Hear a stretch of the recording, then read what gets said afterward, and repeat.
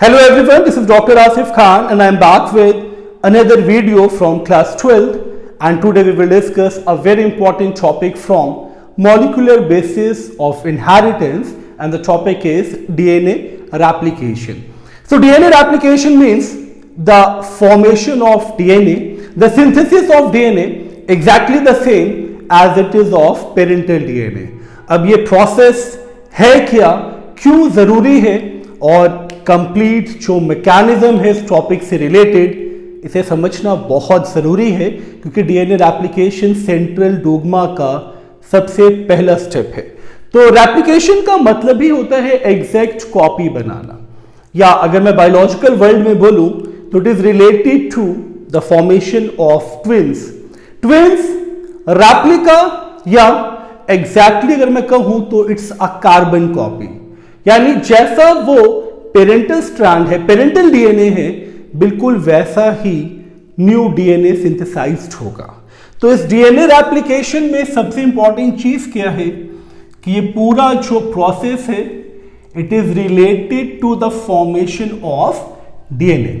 अब इस प्रोसेस को समझने से पहले एक बहुत सिंपल सी समरी समझ लेते हैं जिससे टॉपिक और इजी हो जाए, और ये इतना इजी हो जाएगा फिर आपको कॉन्सेप्ट्स कभी भी इस टॉपिक से रिलेटेड भूलेंगे नहीं। बट वीडियो पे जो लोग न्यू हैं प्लीज इस चैनल को सब्सक्राइब करें ताकि मैं ऐसी ही वीडियोस आप लोग के लिए लाता रहूं। और स्टार्ट करते हैं डीएनए रेप्लिकेशन प्रोसेस को। सो इस प्रोसेस ऑफ रेप्लिकेशन में सपोज ये डीएनए का मॉलिक्यूल है, ओके, इसको बेटर अंडरस्टैंडिंग के लिए 5 to 3 प्राइम मानते हैं और 3 to 5 प्राइम। तो ये double helical model of DNA जो मैं आपको बोर्ड पे शो कर रहा हूं, ओके। तो अब इस डीएनए से न्यू डीएनए का सिंथेसिस होगा। कैसे होगा? जब इस हाइड्रोजन बॉन्ड को ब्रेक करेंगे तो डीएनए सेपरेट होगा, यानी ये दोनों स्ट्रैंड सेपरेट होंगे। तो एक स्ट्रैंड 5 to 3 प्राइम ये भी सेपरेट होगा और एक 3 to 5 प्राइम ये भी सेपरेट हो जाएगा। बीच के बॉन्ड अब ब्रेक हो चुके हैं और ये दोनों स्ट्रैंड सेपरेट हो जाएगा। जैसे ये स्ट्रैंड सेपरेट होगा अब ये स्ट्रैंड टेम्पलेट बन जाएगा। टेम्पलेट स्ट्रैंड का मतलब होता है जिस स्ट्रैंड पे न्यू मॉलिक्यूल की सिंथेसिस हो या जिस स्ट्रैंड के बेसिस पे न्यू मॉलिक्यूल की सिंथेसिस हो। बात समझ में आ रही है ना? तो ये दोनों ही स्ट्रैंड अब एज ए टेम्पलेट एक्ट करेंगे, ओके। और इस टेम्पलेट स्ट्रैंड पे न्यू स्ट्रैंड का सिंथेसिस होगा और न्यू मॉलिक्यूल का सिंथेसिस होगा। तो ये नया डीएनए का सिंथेसिस हुआ, मॉलिक्यूल, नया डीएनए मॉलिक्यूल सिंथेसाइज हुआ ये, ठीक है। इस पे भी नया डीएनए मॉलिक्यूल सिंथेसाइज हुआ एंड अगेन इनके बीच हाइड्रोजन बॉन्ड का फॉर्मेशन हो गया।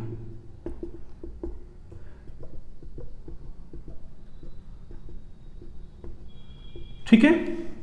तो ये जो दो स्ट्रैंड आप देख रहे हो ये न्यूली सिंथेसाइज्ड स्ट्रैंड है, और ये न्यूली स्ट्रैंड जो सिंथेसाइज्ड हुआ है ये इस टेम्पलेट पे सिंथेसाइज्ड हुआ है जो कि पेरेंटल डीएनए का स्ट्रैंड है।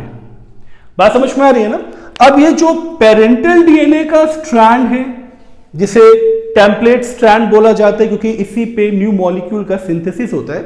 तो इस टेम्पलेट पे जो न्यू मॉलिक्यूल सिंथेसाइज्ड हुआ, जो न्यू डीएनए सिंथेसाइज्ड हुआ, ये बिल्कुल पेरेंटल डीएनए का मिरर इमेज होगा, इसीलिए इसे रेप्लिकेशन बोलते हैं। मिरर और रेप्लिका ऑफ पेरेंटल डीएनए। अब ये कैसे रेप्लिका है पेरेंटल डीएनए का? अगर आपको चारगाफ का बेस पेयर रूल याद हो, सपोज ये पेरेंटल डीएनए है, ओके, और चारगाफ के बेस पेयर रूल में आपने पढ़ा होगा कि ए पेयर करता है टी के साथ, टी पेयर करता है ए के साथ, सी पेयर करता है जी के साथ और जी पेयर करता है सी के साथ। ऐसे इसको और आगे मान लेते हैं ATCG, ATCG का स्ट्रैंड है ये, और इसका जो टेम्पलेट स्ट्रैंड है इस पे TAGC का न्यूक्लियोटाइड प्रेजेंट है।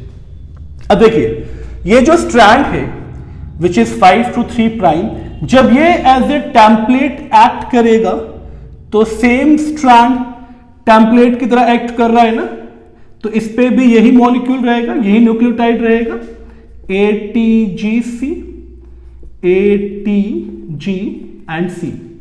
क्लियर ना?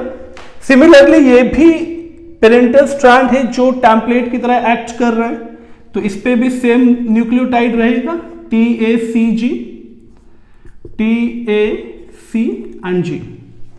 क्लियर ना? अब इस पे जो न्यू स्ट्रैंड सिंथेसाइज्ड हुआ है, ये जो न्यू स्ट्रैंड सिंथेसाइज्ड हुआ है ना, इस न्यू स्ट्रैंड की सिंथेसिस के लिए भी चारगाफ का बेस पेयर रूल लगेगा, यानी A पेयर करेगा T के साथ, T पेयर करेगा A के साथ, G C के साथ, C G के साथ, similarly T A C and G। Same process यहां पे भी होगा, जब न्यू स्ट्रैंड सिंथेसाइज्ड होगा तो ये भी अपना चारगाफ का जो बेस पेयर रूल है उसको फॉलो करेगा, तो ATCG, ATC and G। Clear? तो अब एग्जैक्टली हुआ क्या है, जैसा पेरेंटल डीएनए था ATCG on the 5 to 3 prime and TACG on 3 to 5 prime, वैसा ही बिल्कुल ये स्ट्रैंड बना है ATGC एंड TACG। अगर इसको और आगे कंटिन्यू कर लेते तो ये भी इसी सीक्वेंस को फॉलो करता।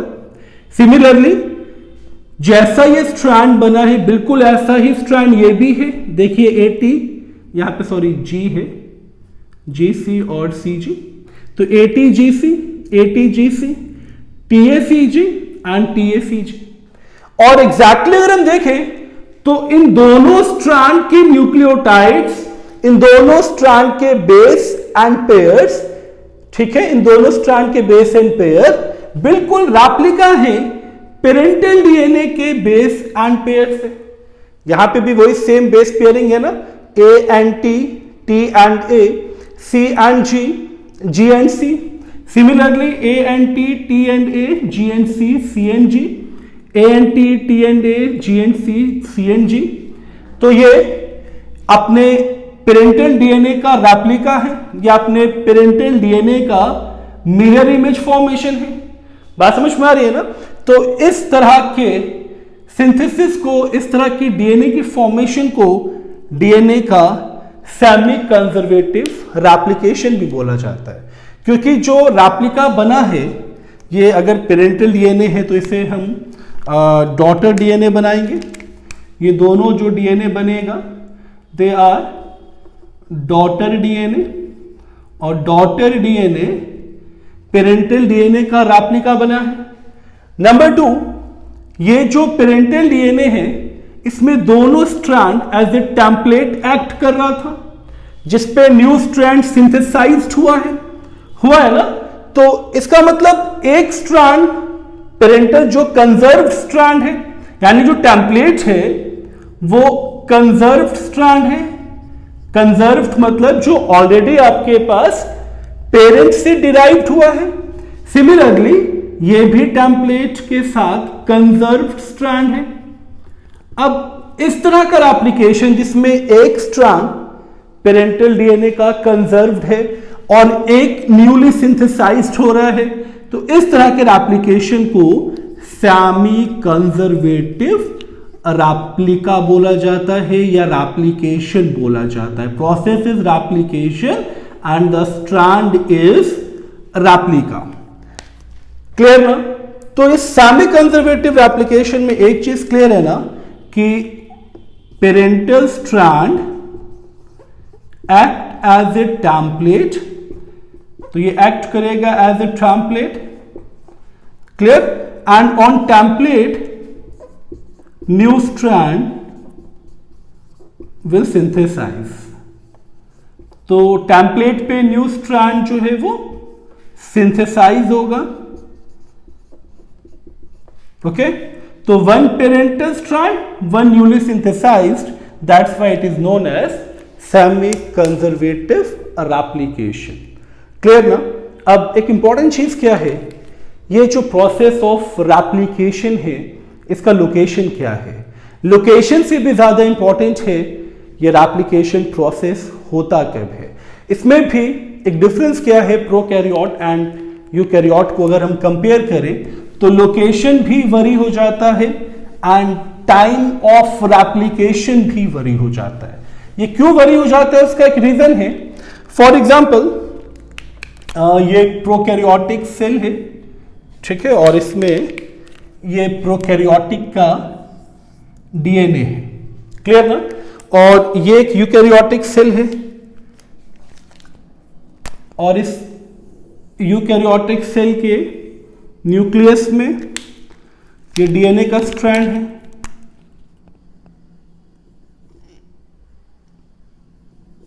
क्लियर ना? तो प्रोकैरियोट्स एंड यूकैरियोट्स में लोकेशन बहुत मैटर करता है एंड टाइम भी बहुत मैटर करता है। क्यों मैटर करता है?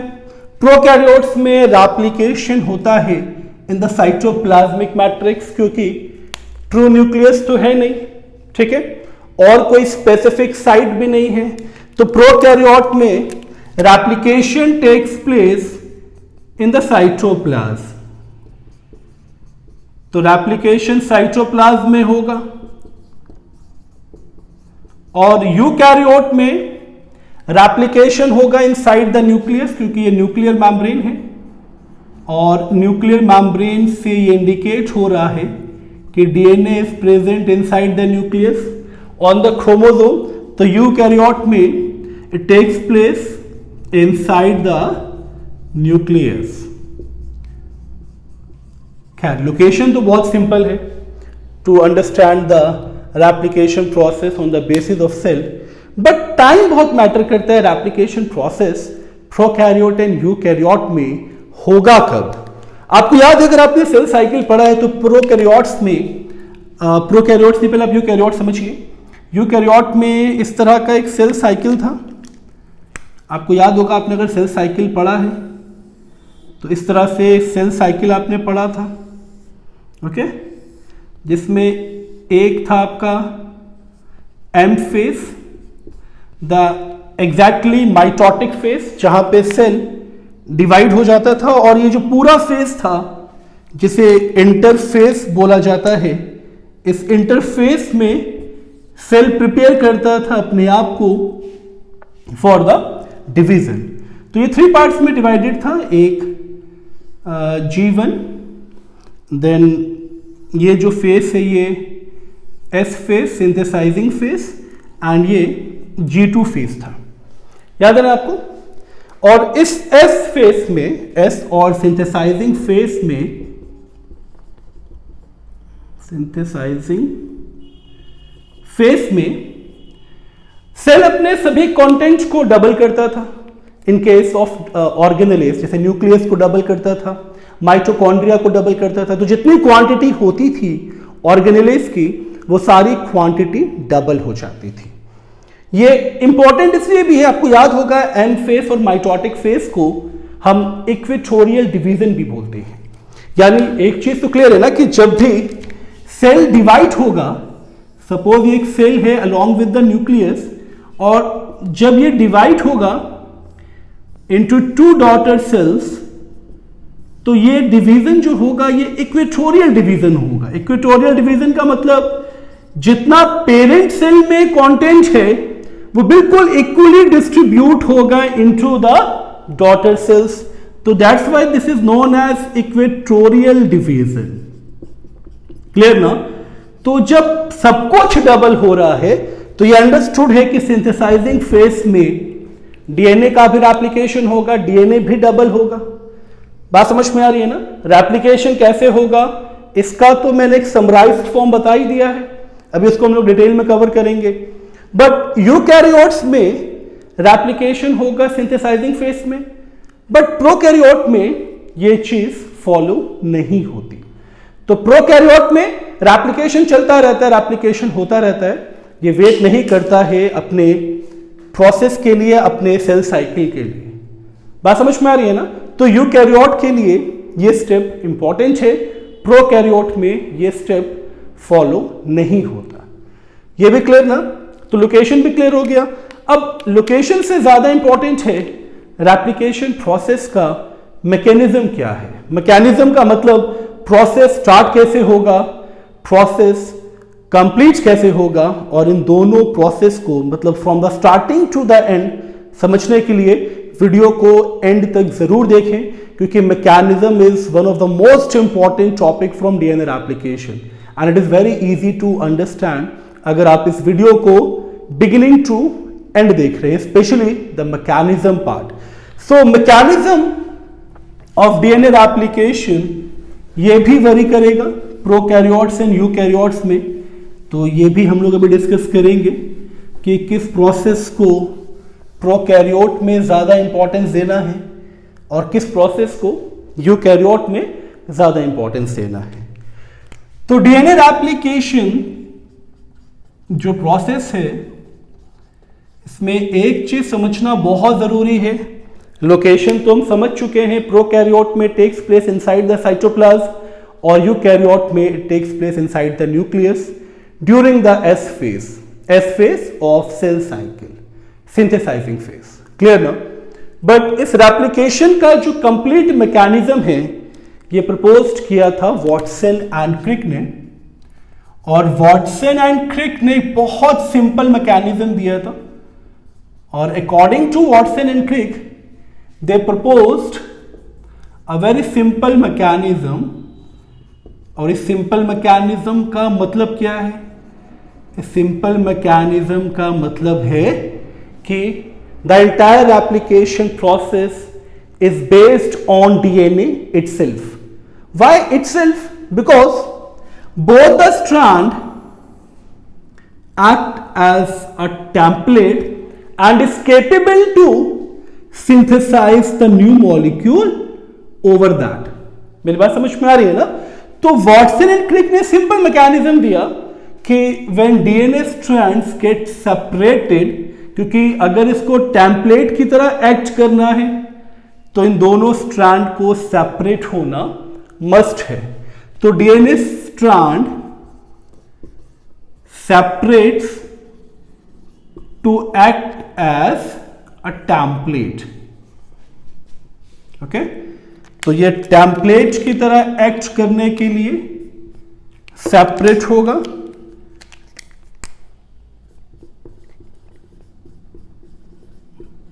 क्लियर ना? अब इस टेम्पलेट की तरह एक्ट करने के लिए सबसे इंपॉर्टेंट क्या है? जो दोनों स्ट्रैंड को वाइंड करता है हाइड्रोजन बॉन्ड, इस बॉन्ड को ब्रेक करना इंपॉर्टेंट है। ब्रेक करना इंपॉर्टेंट है ना, क्योंकि जब तक ये बॉन्ड टूटेगा नहीं डीएनए का स्ट्रैंड सेपरेट नहीं होगा। तो according to Watson and Crick जो डबल हेलिकल मॉडल है डीएनए का, तो इसी मॉडल पे बेस्ड जो टू स्ट्रैंड है डीएनए के, जब ये सेपरेट हो जाएंगे तो ये एक्ट करेंगे एज अ टेम्पलेट। और टेम्पलेट का मतलब वो स्ट्रैंड जिसपे किसी न्यू मॉलिक्यूल का सिंथेसिस हो सके। तो यहां पे ये दोनों स्ट्रैंड टेम्पलेट की तरह एक्ट करेंगे, बट इसको टेम्पलेट की तरह एक्ट करने के लिए इस बॉन्ड को तोड़ना होगा ताकि ये सेपरेट हो सके एज अ टेम्पलेट। बट इस चीज को समझने के लिए कि बॉन्ड कहां ब्रेक होगा, कैसे रेप्लिकेशन स्टार्ट होगा, इस प्रोसेस को हम समझेंगे from the very first step of replication. और मैं इसे इनिशिएशन का ही नेम दूंगा, क्योंकि अगर आप स्टेप बाय स्टेप समझेंगे तो ये प्रोसेस बहुत इजी लगेगा। तो अकॉर्डिंग टू इनिशिएशन प्रोसेस में क्या करना है हम लोग को? तो पहले मैकेनिज्म को हम लोग स्टेप बाय स्टेप समझेंगे। ओके, तो रेप्लिकेशन प्रोसेस को समझने के लिए ये मैकेनिज्म समझना बहुत इंपॉर्टेंट है। तो मैकेनिज्म मैं डिवाइड कर रहा हूं 3 मेजर स्टेप में।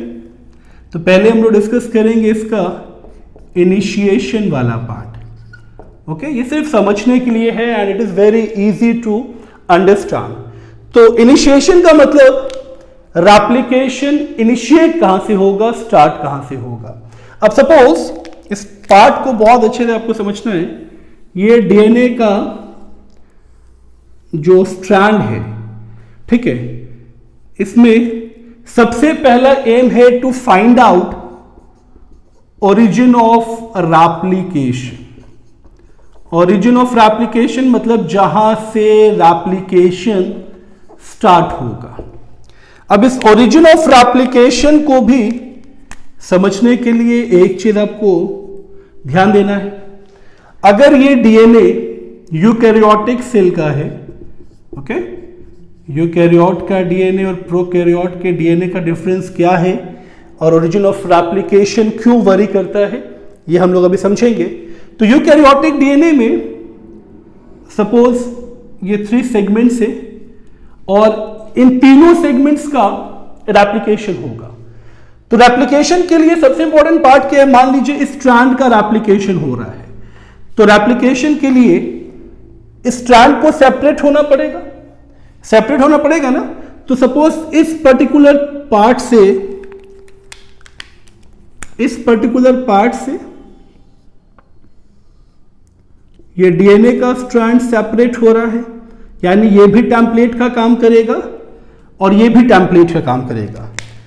इस पे ध्यान दिया आपने, ये भी टेम्पलेट का काम करेगा, ये भी टेम्पलेट का काम करेगा। इसका मतलब ये भी ये भी टेम्पलेट बनेगा, ये भी टेम्पलेट बनेगा जिस पे न्यू स्ट्रैंड सिंथेसाइज्ड होगा, क्लियर ना, और इस पे भी न्यू स्ट्रैंड सिंथेसाइज्ड होगा, क्लियर ना। इसका मतलब यूकैरियोट में जो रेप्लिकेशन है वो बाई डायरेक्शनल है, यानी रेप्लिकेशन इस डायरेक्शन में भी हो सकता है, रेप्लिकेशन इस डायरेक्शन में भी हो सकता है। बात समझ में आ रही है। तो यूकैरियोट में DNA replication is by directional. तो रेप्लिकेशन बाई डायरेक्शनल का मतलब दोनों ही तरफ रेप्लिकेशन हो सकता है, क्लियर ना। और एक चीज और अगर आप देखें तो यहां पे number of origin of replication बनेगा। एक रेप्लिकेशन यहां से इनिशिएट हुआ तो ये ओरिजिन ऑफ रेप्लिकेशन हुआ, ठीक है। सिमिलरली एक रेप्लिकेशन यहां से इनिशिएट हो रहा है तो ये सेकेंड ओरिजिन ऑफ रेप्लिकेशन हुआ। इसमें भी सेम वही रूल लगेगा, ये टेम्पलेट का काम करेगा और इस पे न्यू स्ट्रैंड सिंथेसाइज्ड होगा, इस पे भी न्यू स्ट्रैंड सिंथेसाइज्ड होगा, यानी ये इस डायरेक्शन में भी होगा, इस डायरेक्शन में भी होगा, क्लियर ना। तो जिस पार्ट का रेप्लिकेशन होगा, बात समझ में आ रही है ना, जिस पार्ट का रेप्लिकेशन होगा, माइट भी इस पार्ट का रेप्लिकेशन ना हो, जिस पार्ट का रेप्लिकेशन होगा उस पार्ट को बोलते हैं रेप्लिकॉन। तो रेप्लिकॉन मींस वो पार्ट डीएनए का जिस पे ओरिजिन ऑफ रेप्लिकेशन प्रेजेंट है, जहां से रेप्लिकेशन होगा, क्लियर ना। और यूकैरियोट में number of origin of replication present होते हैं। बात समझ में आ रही है, क्योंकि इतना बड़ा डीएनए का मॉलिक्यूल है, एक साथ सारे पॉलीमर्स को बना के एक लॉन्ग डीएनए स्ट्रैंड बनाना बहुत डिफिकल्ट है। तो डीएनए के जो रेप्लिका बनते हैं वो शॉर्ट स्ट्रैंड में बनते हैं, ठीक है। इसलिए यहां पे number of origin of replication होगा। ये पॉइंट क्लियर हुआ ना। तो यूकैरियोट में डीएनए रेप्लिकेशन स्टार्ट्स, क्योंकि मैं इनिशिएशन कवर कर रहा था, तो इनिशिएशन का मतलब ही है process starts from origin of replication, और ये स्पेसिफिक साइट होता है जहां से डीएनए सेपरेट होगा। अभी मैं इसको भी डिटेल में बताऊंगा कि सेपरेट होगा कहां पे, बट एटलीस्ट ये चीज समझ में आ रही है ना कि इस पर्टिकुलर पॉइंट पे ये स्ट्रैंड सेपरेट हो गया है और ये टेम्पलेट का काम कर रहा है। सिमिलरली इस तरफ का स्ट्रैंड भी सेपरेट हो गया है, ये टेम्पलेट का काम कर रहा है। अगर आप इसको ऐसे समझें कि सपोज ये डीएनए का स्ट्रैंड है और इस पर्टिकुलर पॉइंट पे ये सेपरेट हो गया है, ठीक है, तो इस पर्टिकुलर पॉइंट पे भी तो सेपरेट हो सकता है ना। तो रेप्लिकेशन इस डायरेक्शन में भी हो सकता है, ठीक है, रेप्लिकेशन इस डायरेक्शन में भी हो सकता है, इस डायरेक्शन में भी हो सकता है, तो ये बाई डायरेक्शनल हो गया। और एक ओरिजिन ऑफ रेप्लिकेशन यहां बन रहा है, एक ओरिजिन ऑफ रेप्लिकेशन यहां बन रहा है। तो रेप्लिकेशन स्टार्ट होगा at the point of origin of replication और ये होगा बाई डायरेक्शनल, मतलब दोनों तरफ डीएनए का न्यू स्ट्रैंड सिंथेसाइज्ड होगा, क्योंकि जहां पे ओरिजिन ऑफ रेप्लिकेशन होगा वहां पे जब डीएनए का स्ट्रैंड सेपरेट होगा तो ये स्ट्रैंड बनेगा टेम्पलेट। ओके, तो ये टेम्पलेट बन जाएगा और ये इस पे न्यू स्ट्रैंड सिंथेसाइज्ड होगा। ऐसा सब पे होगा ना। तो इनिशिएशन में एक ही स्टेप इंपॉर्टेंट है, to find out origin of replication. तो यूकैरियोट्स में number of origin of replication, ठीक है, यूकैरियोट में number of origin of replication, but prokaryote में ऐसा नहीं होता। प्रोकैरियोट में ऐसा क्यों नहीं होता है, उसका एक रीजन है। प्रोकैरियोट में जो डीएनए है, सपोज ये एक प्रोकैरियोटिक सेल है, ओके, और सॉरी प्रोकैरियोटिक डीएनए है, मैं प्लास्मिड की बात कर रहा हूं, और यहां पे हम ओरिजिन ऑफ रेप्लिकेशन मान लेते हैं, इस पर्टिकुलर पार्ट को ओरिजिन ऑफ रेप्लिकेशन मान लेते हैं। इसका मतलब जब ये आगे बढ़ेगा रेप्लिकेशन के लिए तो ये कुछ इस तरह से सेपरेट होगा, और सेपरेट होगा मतलब इस तरह से ये अलग हो जाएगा, बॉन्ड टूटेगा। ये दिख रहा है आपको ना, बॉन्ड टूटेगा तो ये अलग हो गया, यानी टेम्पलेट स्ट्रैंड बन गया ना, यहां पे भी ये टेम्पलेट बन गया। तो अगर प्रोकैरियोट में, ये प्रोकैरियोट का रेप्लिकेशन है, इसको भी ध्यान से समझना है आपको। अगर प्रोकैरियोट में रेप्लिकेशन बाई डायरेक्शनल होगा तो क्या होगा, इधर से भी रेप्लिकेशन आएगा, इधर से भी रेप्लिकेशन होगा, और एक पर्टिकुलर पॉइंट पे आके ये एंड हो जाएगा। यहां से भी अगर हम रेप्लिकेशन स्टार्ट कर दें, यहां से भी स्टार्ट कर दें तो ये आके सपोज यहां एंड हो जाएगा, ये आके यहां एंड हो जाएगा। जहां पे पॉइंट ऑफ मीट बनेगा वहां पे प्रोसेस एंड हो जाएगा, तो कंप्लीट रेप्लिकेशन तो हो ही नहीं पाएगा। बात समझ में आ रही है? इसलिए प्रोकैरियोट में सिंगल ओरिजिन ऑफ रेप्लिकेशन होता है और यहीं से कंप्लीट नए डीएनए मॉलिक्यूल का सिंथेसिस होता है। तो जो नया डीएनए मॉलिक्यूल बनेगा वो सपोज जैसे इसको मैंने सेपरेट किया है ताकि ये समझ में आ सके आपको कि ये सेपरेट हुआ मतलब बीच का बॉन्ड टूटा है, और इस तरह से इस पे नया मॉलिक्यूल सिंथेसाइज्ड होगा।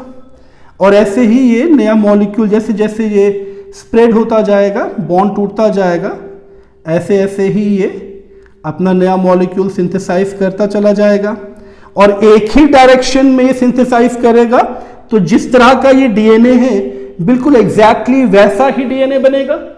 इसीलिए प्रोकैरियोट में, in prokaryote single origin of replication, single ORI इसको मेंशन करेंगे, okay, single origin of replication होगा। और यूकैरियोट में number of origin of replication होगा। ये बात समझ में आ गई ना? क्योंकि अगर इस तरह से रेप्लिकेशन करेगा तो बिल्कुल एग्जैक्ट रेप्लिका बना लेगा पेरेंटल डीएनए का। और अगर ये बाई डायरेक्शनल करेगा, हाँ, वन मोर इंपॉर्टेंट थिंग कि प्रोकैरियोट में रेप्लिकेशन इज यूनिडायरेक्शनल। तो रेप्लिकेशन इज यूनिडायरेक्शनल। क्लियर है ना? तो इनिशिएशन प्रोसेस में ओरिजिन ऑफ रेप्लिकेशन तो हम लोगों ने फाइंड आउट कर लिया। अब इस प्रोसेस को थोड़ा और डिटेल में लेके चलेंगे, एक्चुअल मैकेनिज्म समझेंगे कि रेप्लिकेशन के प्रोसेस में स्ट्रैंड का सेपरेशन एंड न्यू मॉलिक्यूल का सिंथेसिस कैसे होता है। बात समझ में आ रही है ना आपको? तो इस प्रोसेस के लिए पहले एक प्रोकैरियोट का हम लोग समझेंगे मैकेनिज्म ऑफ रेप्लिकेशन और इसको रिलेट करेंगे यूकैरियोट के साथ। ओके, तो प्रोकैरियोट में मैं स्टार्ट वहीं से करूंगा कि suppose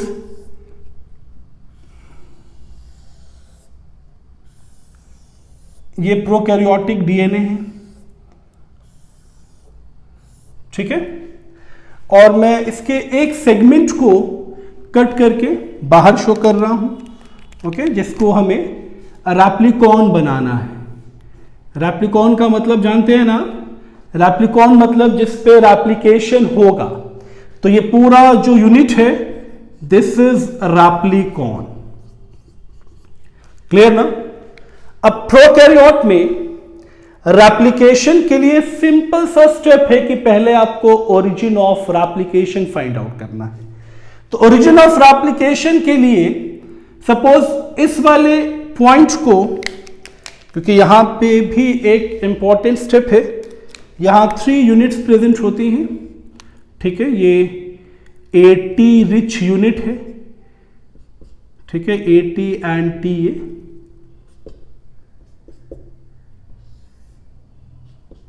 similarly AT and TA।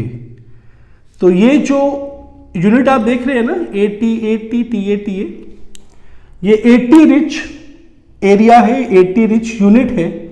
और इसके जस्ट आगे हम चलेंगे तो यहां पे जो सबसे पहले इस प्रोसेस को इनिशिएट करता है, इस प्रोसेस को बहुत ध्यान से समझना है आपको। इस प्रोसेस का जो इनिशिएशन है वो बेस्ड है DNA-P पे। अब ये DNA-P क्या है? Initiation is based on DNA-P। और इसको कैपिटल में नहीं लिख सकते हम लोग, इसको इस तरह से लिखना पड़ेगा। ये वो प्रोटीन है जो बाइंड होगा और ATP का प्रोडक्शन करेगा। अब इस ATP की रिक्वायरमेंट क्या है पहले ये समझते हैं। सपोज ये जो स्ट्रैंड आप देख रहे हैं,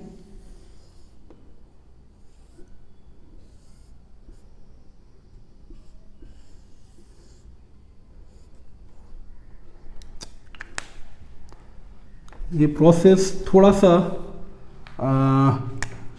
कॉम्प्लेक्स तो नहीं कह सकते इसको, ये है तो प्रोसेस सिंपल सा, बट इसको बहुत ध्यान से समझना है। मैंने फिर से इसको सर्कल बना दिया है, सॉरी, इसको एक बार, हाँ देखिए, ये इस तरह से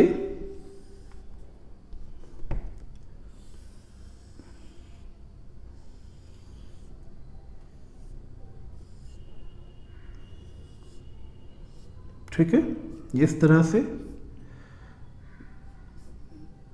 हाँ इस तरह से कॉइल बन जाएगा। ठीक है, और यहां वो एरिया है जो AT रिच एरिया है और इसमें 13 न्यूक्लियोटाइड प्रेजेंट होता है। ठीक है, और यहां पे DNA प्रोटीन आके बाइंड हो जाएगा। तो यहां पे DNA प्रोटीन आके बाइंड हो जाएगा। ओके, और DNA प्रोटीन में 6 सब यूनिट्स होता है। ठीक है, ये 6 सब यूनिट्स के साथ ये इस पर्टिकुलर एरिया में बाइंड हो जाएगा।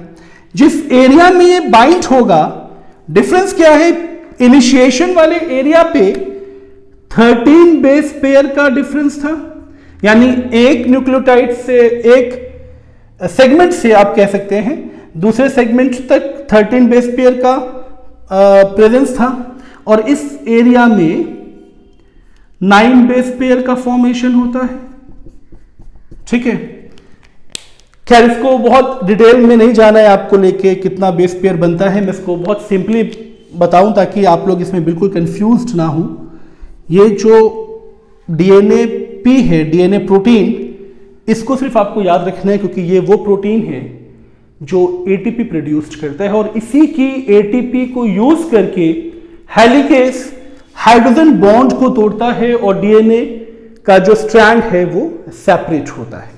अब इसको ऐसे समझिए, अगर ये नहीं होगा, ये प्रोटीन्स नहीं होंगे, ये DNA-P नहीं होगा, तो ये ATP को प्रोड्यूस नहीं करेगा, और ATP अगर प्रोड्यूस्ड नहीं होगा तो जो नेक्स्ट प्रोटीन आके बाइंड होगा, नेक्स्ट एंजाइम बाइंड होगा हेलिकेस, वो एनर्जी डिराइव नहीं कर पाएगा for the breakdown of the DNA molecule और द DNA स्ट्रैंड। तो ये समझ में आ गया ना, ये सिर्फ मैंने इसलिए ड्रॉ किया था ताकि आपको चीज पता चले कि ये प्रोटीन बाइंड कहां होगा। अब इस प्रोटीन की बाइंडिंग के बाद जो स्टेप होगा उसे हम आगे अब समझेंगे। तो मैं इसको अब इस डायग्राम पे दोबारा लेके आ रहा हूं। तो सपोज यहां पे ये डीएनए ए प्रोटीन बाइंड हुआ है, ठीक है।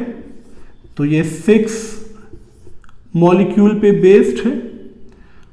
बहुत लाइट हो गया है ये, इसलिए इसको दोबारा मैं ड्रॉ करूंगा, ठीक है। तो ये 6 प्रोटीन मॉलिक्यूल पे बेस्ड है।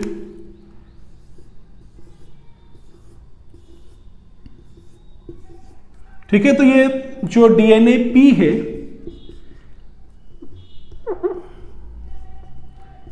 ये जैसे ही बाइंड होगा और एटीपी रिलीज करेगा, वैसे ही हेलिकेस अपना फंक्शन स्टार्ट करेगा। तो दे रिलीजेस एटीपी, और जैसे ही एटीपी रिलीज होगा हेलिकेस आके बाइंड करेगा। तो इस पे यहां पे मान लेते हैं आके हेलिकेस बाइंड हो गया है, ठीक है। और हेलिकेस क्या करेगा, बॉन्ड को तोड़ेगा। जब बॉन्ड को तोड़ेगा तो स्ट्रक्चर कुछ इस तरह से बनेगा।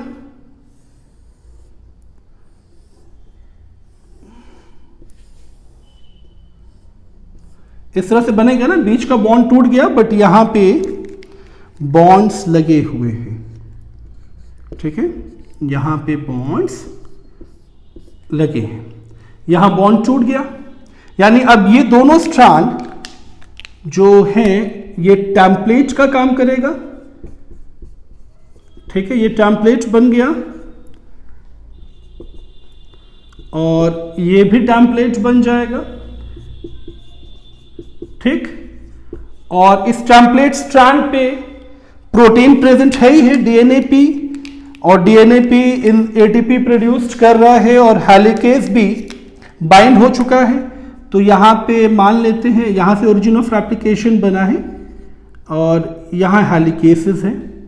अच्छा, एक चीज आपको और समझना है, हेलिकेस जैसे जैसे बॉन्ड को ब्रेक करेगा, मैं यहां इसलिए शो कर रहा हूं क्योंकि इसके बाद जब इस पर्टिकुलर एरिया का भी रेप्लिकेशन होगा तो इस हाइड्रोजन बॉन्ड को भी हेलिकेस तोड़ेगा। तो जैसे जैसे हेलिकेस आगे बढ़ेगा ये बॉन्ड भी टूटेगा और स्ट्रैंड टेम्पलेट का काम करेगा, ओके।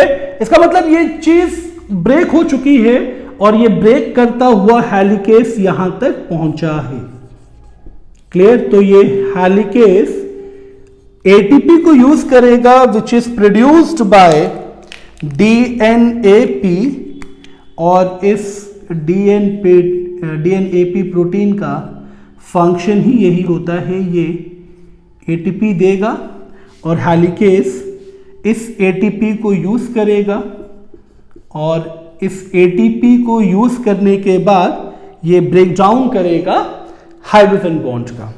तो हेलिकेस को इस तरह से हम लोग मेंशन कर लेते हैं, अदरवाइज आप भूले ना टॉपिक को। It catalyse the breakdown of hydrogen bond. तो ये हाइड्रोजन बॉन्ड को तोड़ेगा बाय यूजिंग एटीपी, ओके। तो ये एटीपी इसको देगा डीएनएपी, ठीक है। यानी एक चीज तो क्लियर है ना कि स्ट्रैंड को ब्रेक करने के लिए, स्ट्रैंड को सेपरेट करने के लिए, हाइड्रोजन बॉन्ड को ब्रेक करने के लिए जो एनर्जी चाहिए वो सबसे पहला प्रोटीन यानी जो सबसे पहला कंपोनेंट इस रेप्लिकेशन प्रोसेस में इन्वॉल्व्ड है, दैट इज डीएनएपी, उसको सबसे पहले आप इन्वॉल्व करोगे, बिकॉज अगर ये नहीं होगा तो एटीपी प्रोड्यूस नहीं होगा। फिर जैसे ये एटीपी प्रोड्यूस करेगा हेलिकेस आके बॉन्ड्स को तोड़ना स्टार्ट करेगा, और जैसे बॉन्ड टूटेगा ये स्ट्रैंड सेपरेट हो जाएंगे और ये अब टेम्पलेट स्ट्रैंड का वर्क करेगा, क्लियर ना। अब इस टेम्पलेट स्ट्रैंड के वर्क के लिए एक चीज तो क्लियर है, टेम्पलेट का मतलब जिसपे न्यू स्ट्रैंड सिंथेसाइज हो। बट अभी हम लोगों ने सिर्फ 2 कंपोनेंट यूज किए हैं, एक तो हम लोगों ने यूज किया है डीएनएपी नंबर 1, और एक हमने यूज किया है हेलिकेस नंबर 2। बट जैसे ही हम इसे सेपरेट करेंगे, जैसे ही बॉन्ड टूटेगा डीएनए का स्ट्रैंड कॉम्प्लीमेंट्री होता है। इसका मतलब वो दोबारा अपनी पेयरिंग करेगा, दोबारा पेयरिंग करने की कोशिश करेगा, और इस चीज को हमें अवॉइड करना है, रोकना है, क्योंकि अगर डीएनए इस चीज को अवॉइड नहीं करेगा, रोकेगा नहीं, तो न्यू मॉलिक्यूल सिंथेसाइज्ड नहीं होगा। यानी हेलिकेस ने जो एफर्ट दिया, जो मेहनत की, इस हाइड्रोजन बॉन्ड को ब्रेक किया ताकि ये सेपरेट हो जाए। अब देखिए यहां पे कोई बॉन्ड नहीं है, बट यहां पे बॉन्ड है, ठीक है। इसका मतलब अभी सिर्फ ये सिंगल स्ट्रैंड की तरह काम कर रहा है, और ये है तो कॉम्प्लीमेंट्री स्ट्रैंड। कॉम्प्लीमेंट्री का मतलब ये अपनी पेयरिंग को दोबारा बनाने की कोशिश करेगा।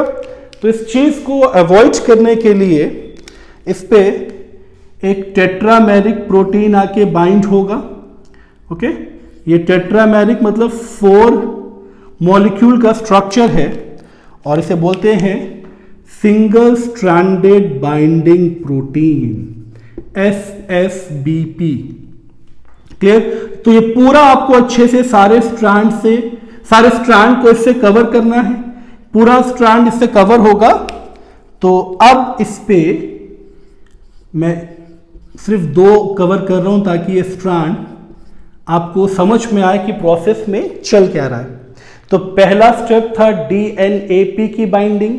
वो कहां बाइंड हुआ था, ये चीज आपको समझ में आ गई ना। Forget about the 13 base pair and the 9 base pair, just remember the origin of replication and then DNAP, because सबसे पहले bind होता है DNAP, and that DNAP produces protein which mainly releases ATP, and that ATP helps helicase to break the hydrogen bond, and when the hydrogen bond breaks तो DNA का strand separate होगा, it act as a template but it's a complementary strand, तो वो pairing करने की कोशिश करेगा।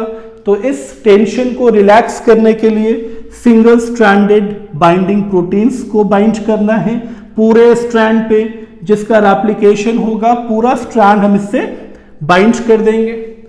अब इस पे कॉम्प्लीमेंट्री वाला पेयरिंग का जो टेंशन था वो खत्म हो जाएगा। ओके, तो जो थर्ड कंपोनेंट है वो है सिंगल स्ट्रैंडेड बाइंडिंग प्रोटीन। तो it's a single stranded binding protein. Clear? अब इस सिंगल स्ट्रैंडेड बाइंडिंग प्रोटीन को टेट्रामेरिक प्रोटीन बोलते हैं। ये चीज आपको याद रखनी है। टेट्रामेरिक प्रोटीन मतलब 4 मॉलिक्यूल से बना हुआ है, जैसे DNAP 6 मॉलिक्यूल से बना है, single stranded binding protein 4 molecule से बना है। तो it's a tetrameric protein. Clear ना? तो टेट्रामेरिक प्रोटीन ये आप नहीं भी याद रखोगे तब भी चल जाएगा, बट ये याद रखना है कि ये कंप्लीटली कवर करेगा। क्लियर ना? अब इस प्रोटीन को बाइंड करने के बाद, अभी मैं एप्लीकेशन स्टार्ट नहीं कर रहा हूं, बट अगर हेलिकेस आगे बढ़ेगा और दोबारा इस बॉन्ड को तोड़ने की कोशिश करेगा, तो कुछ ऐसे प्लेसेस होंगे जहां पे बॉन्ड्स बहुत ज्यादा होंगी, जहां पे कॉइलिंग नहीं सुपर कॉइलिंग होगी। उस सुपर कॉइलिंग को ब्रेक करने के लिए मैं यहां, जैसे सपोज बहुत ज्यादा कॉइलिंग हम लोग शो करते हैं यहां पे, ठीक है, यहां बहुत ज्यादा कॉइलिंग है। तो अब हेलिकेस इस चीज को अकेले नहीं तोड़ सकता, क्योंकि जैसे ही हेलिकेस ATP यूज करेगा ये DNAP रिमूव्ड हो जाएगा। ये चीज भी आपको याद रखनी है, जैसे ही हेलिकेस ATP यूज करेगा DNAP रिमूव हो जाएगा। तो अब तो ATP मिलेगा नहीं हेलिकेस को, और इतनी स्ट्रॉन्ग कॉइलिंग है कि अब हेलिकेस इस पे काम करेगा नहीं। तो अब फर्दर सुपर कॉइलिंग को ब्रेक करने के लिए जो नेक्स्ट कंपोनेंट आके बाइंड होगा वो है, मैं यहां इसको बाइंड कर रहा हूं, ओके, ये है the 4th component, that is topoisomerase. तो टोपोआइसोमेरेज का फंक्शन है, ये कैटेलाइज करता है breakdown of hydrogen bond specially from the super coiling area. तो हेलिकेस का फंक्शन, टोपोआइसोमेरेज का फंक्शन दोनों का सेम है, but remember helicase can break only the weak hydrogen bond by utilizing ATP from DNAP, but topoisomerase is capable to break the complex coiling or the strong hydrogen bonds between the DNA molecule and ये that's why catalyze करता है the further breakdown. अब ये breakdown होगा आगे आगे topoisomerase और helicase भी इसके साथ चलेगा, यहां भी बबल बनना स्टार्ट हो जाएगा. एनीवेज ये मैंने इसलिए इन्वॉल्व किया क्योंकि जो हम लोगों ने ये स्ट्रैंड को सेपरेट किया है, टेम्पलेट बनाया है, तो इसमें भी सुपर कॉइलिंग बना होगा कहीं ना कहीं पे. उस सुपर कॉइलिंग को ब्रेक किसने किया होगा? टोपोआइसोमरेज ने. बात समझ में आ गई ना? तो फर्स्ट कंपोनेंट डीएनएपी जिसने एटीपी दिया, सेकेंड कंपोनेंट हेलिकेज जिसने बॉन्ड को तोड़ा और स्ट्रक्चर डीएनए का स्ट्रैंड सेपरेट हुआ, एक्ट कर रहा है अब ये एज ए टेम्पलेट, बॉन्ड गायब हो गया ना. उसके बाद हेलिकेज के बाद थर्ड कंपोनेंट आपको याद रखना है सिंगल स्ट्रैंडेड बाइंडिंग प्रोटीन, क्योंकि ये टेट्रामेरिक प्रोटीन है जो डीएनए के दोनों स्ट्रैंड पे कंप्लीटली कवर कर लेगा, जिससे कि ये कॉम्प्लीमेंट्री स्ट्रैंड दोबारा वाइंड ना हो जाए. तो ये इसको दोनों स्ट्रैंड पे अच्छे से आप इसको मेंशन करेंगे. क्लियर? थर्ड कंपोनेंट भी क्लियर. फोर्थ कंपोनेंट है टोपोआइसोमरेज जो सुपर कॉइलिंग को ब्रेक करेगा. क्लियर ना? अब फिफ्थ कंपोनेंट है डीएनए पॉलीमरेज. डीएनए पॉलीमरेज को समझने के लिए थोड़ा सा इसको डिटेल में समझना जरूरी है प्रोकैरियोट के लिए, स्पेशली प्रोकैरियोट के लिए मेनली, कि यूकैरियोट में तो इसका यूनिट्स ज़्यादा है तो अपना अपना वर्क इन्होंने डिस्ट्रीब्यूट किया है. बट प्रोकैरियोट में जो डीएनए पॉलीमरेज है, the fifth component DNA polymerase, तो ये 3 कंपोनेंट्स में डिवाइडेड है. Pol 1 polymerase 1, pol 2 polymerase 2 and pol 3 polymerase 3. Okay. अब एक चीज आपको बहुत इंटरेस्टिंग लगेगी यहां पे, इन तीनों में सबसे इंपॉर्टेंट एंजाइम पोल 3 है. क्यों? एक्चुअल एप्लीकेशन करता है. बट एक्चुअल एप्लीकेशन का मतलब क्या है? पोल 1 एंड पोल 2 ये जब एप्लीकेशन प्रोसेस होता है, डीएनए का स्ट्रैंड जब सेपरेट होता है, तो जो भी थोड़ा बहुत स्ट्रक्चरल डिफेक्ट होता है इन द न्यूक्लियोटाइड्स, तो इसमें रिपेयरिंग का काम करेगा. तो pol 1 and pol 2 involved in repairing. Okay. तो रिपेयरिंग का मतलब कहीं पे भी स्ट्रैंड में कोई डैमेज होता है, कोई न्यूक्लियोटाइड डैमेज होता है, तब तो पोल 1 एंड पोल 2 काम करेगा. पोल 3 ये बहुत इंटरेस्टिंग लगेगा आपको, ये एक्सोन्यूक्लियस की तरह काम करता है. अब एक्सोन्यूक्लियस क्या है? एक्सोन्यूक्लियस वो एंजाइम है जो डीएनए को कट करता है एट द एग्जिट पॉइंट. और ये क्यों इंपॉर्टेंट है? एक्सोन्यूक्लियस क्यों इंपॉर्टेंट है? एक्चुअल एप्लीकेशन कर रहा है. देखिए, पॉलीमरेज का मतलब ही है जो पॉलीमर्स बनाएगा. ठीक है, ये पॉलीमर्स बनाएगा, तो पॉलीमर्स तो ये बनाएगा ही बनाएगा. पॉलीमर्स भी किसका बनाएगा? डीएनए पॉलीमरेज है, तो अंडरस्टूड है डीएनए का पॉलीमर बनाएगा. तो इसको डीएनए डिपेंडेंट डीएनए पॉलीमरेज बोला जाता है, क्योंकि डीएनए डिपेंडेंट का मतलब इसी डीएनए के टेम्पलेट पे डिपेंड, इसके बेस पे डिपेंड नए मॉलिक्यूल्स, नए पॉलीमर्स बनाएगा, which mainly act as a pairing of the template strand. तो पॉलीमरेज तो पॉलीमराइजेशन करेगा ही, फॉर्मेशन ऑफ पॉलीमर्स तो ये करेगा. बट इस फॉर्मेशन ऑफ पॉलीमर्स में इसका फंक्शन क्या है? एक्सोन्यूक्लियस का काम क्या होता है? जब डीएनए का स्ट्रैंड बन जाता है, क्योंकि जब आप प्रोकैरियोट में डीएनए बना रहे हैं ना, तो सबसे इंपॉर्टेंट चीज क्या है? दोनों स्ट्रैंड जो बनेंगे वो सपोज यहां से ओरिजिन ऑफ एप्लीकेशन है, तो ये यूनिडायरेक्शनल है, मतलब एक ही डायरेक्शन की तरफ चलता जाएगा ना. तो जहां पे भी रेप्लिकेशन स्टॉप होगा, क्योंकि मैंने बताया था जिस डीएनए के पार्ट का, जरूरी नहीं है कि पूरे डीएनए का रेप्लिकेशन हो जाए, जिस कंपोनेंट का, सपोज ये इतना बड़ा जो मार्कर आप देख रहे हैं, तो सिर्फ इस कैप का एप्लीकेशन हो रहा है, इस एरिया का एप्लीकेशन नहीं हो रहा है। इसीलिए मैंने बताया था दिस इज रैप्लिकॉन। रैप्लिकॉन का मतलब जिसका एप्लीकेशन होगा, तो जिस एरिया का एप्लीकेशन होगा उसको मेन डीएनए से कट करने के लिए आपको एंजाइम चाहिए। तो इस कटिंग के लिए भी डीएनए पॉलीमरेज थर्ड इन्वॉल्व है और that's why it act as a exonuclease. बात समझ में आ रही है? अब polymerase third formation of polymers करेगा, फॉर्मेशन ऑफ डीएनए बनाएगा, यानी डीएनए के मॉलिक्यूल बनाएगा। और डीएनए मॉलिक्यूल के लिए आपको याद होगा रॉ मटेरियल्स कौन कौन से हैं। अब इस चीज के लिए थोड़ा सा स्पेस मैं क्लीन करूंगा क्योंकि बोर्ड बहुत ज्यादा भर चुका है। ओके, तो थोड़ा सा इसको वाइंड अप बहुत अच्छे से होना चाहिए, कॉन्सेप्ट्स बहुत अच्छे से क्लियर होने चाहिए। तो ये ऑलरेडी बहुत ज़्यादा भर चुका है, बट फिर भी इसको ही हम कंटिन्यू करेंगे क्योंकि इसमें सारे स्टेप्स आपको दिख रहे होंगे। डीएनएपी प्रोटीन जो रिमूव हो चुका है बिकॉज ऑफ हेलिकेज, हेलिकेज जो बॉन्ड को तोड़ चुका है, स्ट्रैंड टेम्पलेट की तरह एक्ट कर रहा है, टोपोआइसोमरेज कॉम्प्लेक्स बॉन्डिंग तोड़ चुका है, सिंगल स्ट्रैंडेड बाइंडिंग प्रोटीन ये जल्दी से डीएनए को कवर कर लेगा ताकि ये बेस पेयर फिर से मर्ज ना हो, अटैच ना हो जाए, क्योंकि ये कॉम्प्लीमेंट्री स्ट्रैंड है। यहां तक तो क्लियर था। फिर हम लोगों ने डीएनए पॉलीमरेज समझा, द फिफ्थ कंपोनेंट। और पॉलीमरेज के लिए सबसे इंपॉर्टेंट चीज क्या है? अगर ये पहला स्ट्रैंड आप देख रहे हैं तो ये जो नया स्ट्रैंड इस पे सिंथेसाइज्ड होगा वो 5' प्राइम पे सिंथेसाइज्ड होगा, इस डायरेक्शन में सिंथेसाइज्ड होगा ना।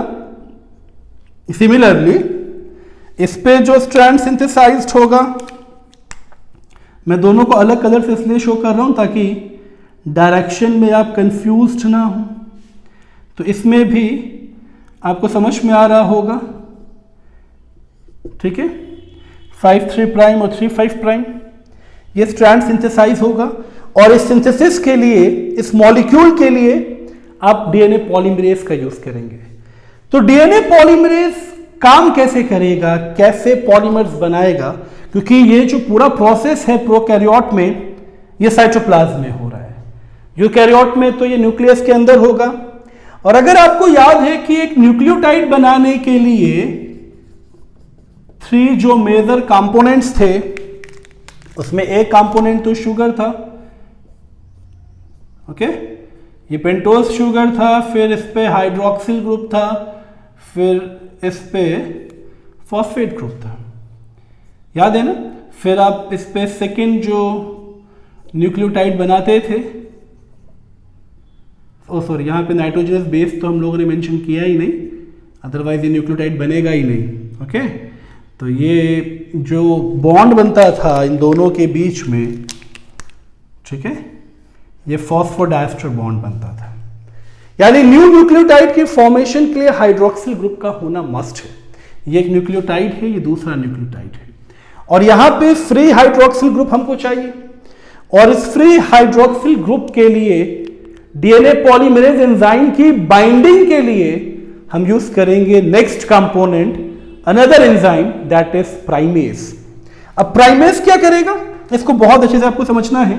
प्राइमेज आके इस पर्टिकुलर एरिया पे बाइंड होगा, ठीक है, इस पर्टिकुलर एरिया पे आके पॉलीमरेज बाइंड होगा, यहां पे पॉलीमरेज बाइंड होगा। मगर इस पॉलीमरेज की बाइंडिंग से पहले जो कंपोनेंट बाइंड होता है, जो इसको फ्री हाइड्रोक्सिल ग्रुप देगा, वो है आपका, क्योंकि ये डायरेक्शन जो देख रहे हैं ना, इस पे बहुत अच्छे से समझना है। इस पे सबसे पहले बाइंड होगा प्राइमर्स, ठीक है। पहले मैं स्ट्रैंड सही कर दूं, अदरवाइज कंफ्यूजन बना रहेगा। तो पहले इस पे एक short stretch of RNA bind होगा, ठीक है।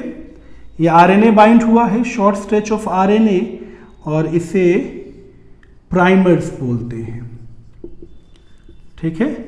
तो ये हो गया आपका कंपोनेंट नंबर 6। और इस प्राइमर्स के फॉर्मेशन करता है, primers means the short stretches of RNA formed by primase,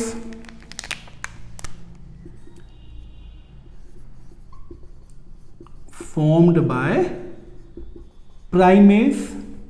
तो प्राइमेस से प्राइमर्स बना, ये प्राइमर बना हुआ है। अब इस प्राइमर पे फ्री हाइड्रोक्सिल ग्रुप मिलेगा ना। इस हाइड्रोक्सिल ग्रुप पे आके डीएनए पॉलीमरेज बाइंड होगा। तो ये डीएनए पॉलीमरेज इस पे आके बाइंड हो गया, ठीक है, ये डीएनए पॉलीमरेज है। अच्छा, एक चीज आपको और याद रखनी है, प्राइमर्स को बाइंड करना है ना, मतलब डीएनए पे आरएनए का स्ट्रैंड बाइंड करना है। तो आरएनए का स्ट्रैंड भी तो कॉम्प्लीमेंट्री होगा, और जब तक ये प्रेजेंट है तब तक आरएनए का स्ट्रेच बाइंड नहीं होगा।